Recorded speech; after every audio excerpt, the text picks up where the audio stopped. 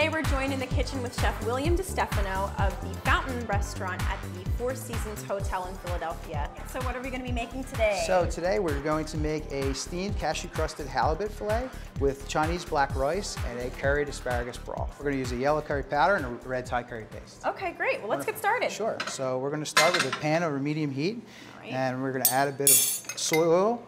All right, before you get going with that oil, I got to put my apron on. Oh, yeah, sure. I don't want to get myself dirty. I've got this beautiful cocktail dress that I got over at the Knit Wit stores. There you go. It's gorgeous. Thank you. Very nice. You look nice yourself. Thank you very much. So we're going to use a light oil. We're going to use a soy oil. We don't want to use any kind of olive oil here because it would be too heavy. All right. So next we're going to do is we're going to add a bit of onions. All right. Okay. Are we going to get color on those or just sweating them out? Absolutely not. No color. Great question. No color whatsoever.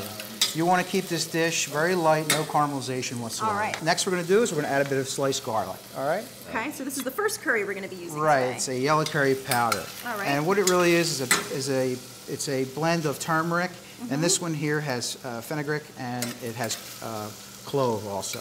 So then after that, we're going to add some asparagus, and then we're going to put our stock there. Great spring asparagus. Right, absolutely. It's perfect this time of year. Definitely. You don't want to get any color here. You want to keep it nice and clean, and you want to just lightly toast the curry. Next we're going to do is we're going to add chicken stock, okay? All right.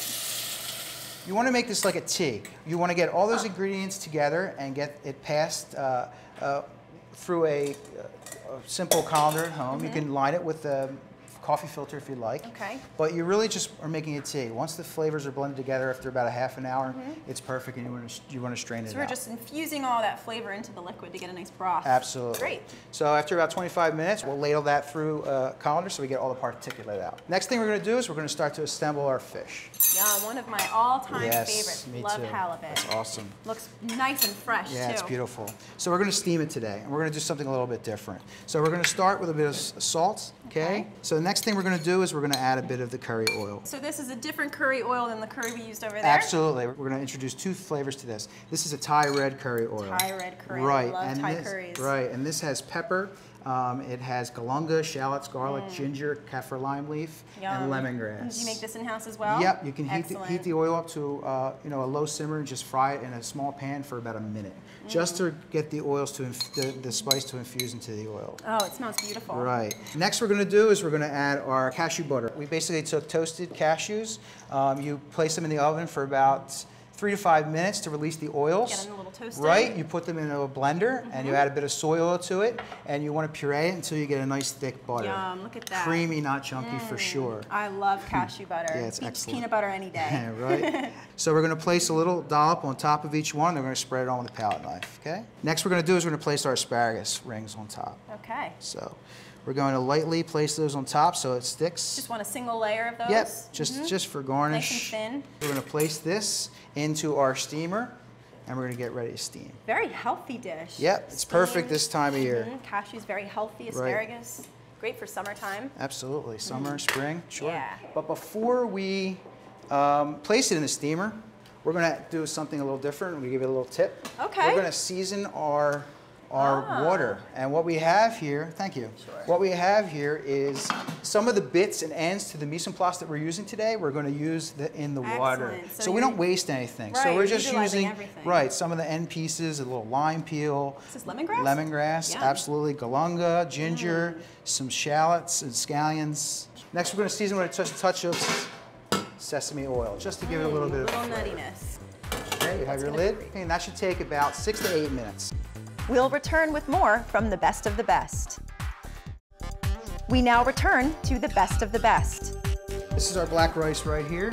It's an Asian variety of rice. Wow, look at the color on that. Yeah, I never it's see really rice cool. like this. It's really cool. So this is a whole grain, like a brown rice? Right, and this is a great rice to do at home because it's very forgiving.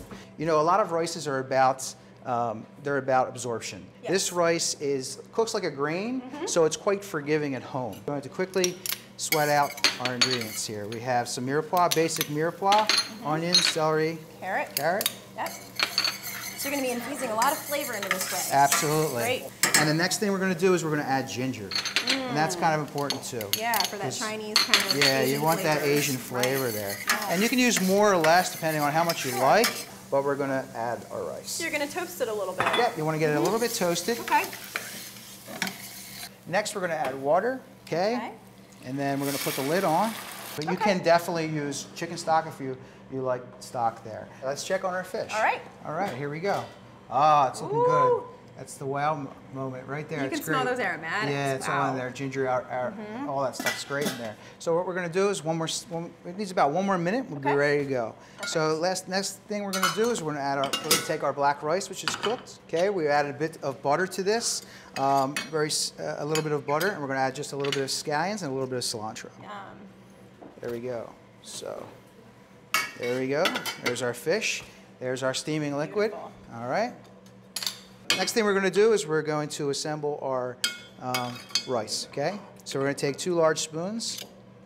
Oh, so you're making like a quenelle. Yep, we're going to make a quenelle. Beautiful technique. There you go. Oh, we're going to place the quenelle on top. So the rice is nice and sticky and it can form together like Absolutely. that. Great. Last thing we're going to do, or one of the last things we're going to do, is we're going to add our broth. Okay. It could be a little bit cloudy at home. If you make it at home, at the restaurant we do clarify it, we bring it to the next level. That's why you go to restaurants. But, right, exactly. But if it's a little bit cloudy and the taste is there, you should be fine. Especially a restaurant like the Fountain. You guys are known for doing really fine dining, beautiful cuisine. Thank you very much. Appreciate that. So we're going to add a little bit more of the curry oil that we brought back. Okay, and we're going to place some drops in there. We're going to add a bit of scallion and cilantro leaf, something you would find in a consomme or a broth. Yep. Next, some cilantro leaves. Okay. Sort of Asian flavor going on there. If you notice something about the dish, it doesn't really have much crunch to it, right? It's a bit like a broth, like a stew. So we're going to add a bit of tempura blossom.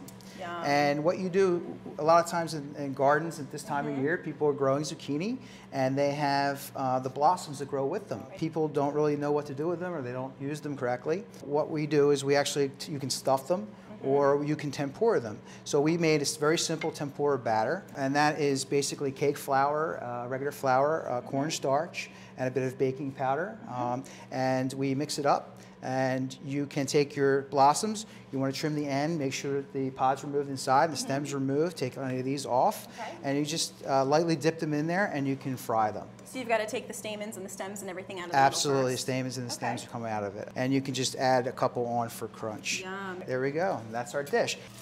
Now I have to say, this is a real treat for us today, having the chef from the only 5-star and 5-diamond restaurant in Philadelphia here with us today on the Best of the Best. It's really a pleasure. Thank you. Now I can't wait to dig into this delicious halibut. Get a little bit of the fish. I love the cashew butter on it. Thank you. It's really nice. Thank you, my pleasure. And get a little bit of the rice too. Yeah, it's a nice creaminess to balance out the broth. It really does, yeah. Oh, I have to get a taste of the broth too. Worked so hard on it. You really taste the aromatics from the steaming liquid. It really penetrates the fish. It's really delicious. Well, please have a toast with me. Thank you. Thank you so much. It's It was a pleasure having you today. Thank you very it really much. was. My pleasure.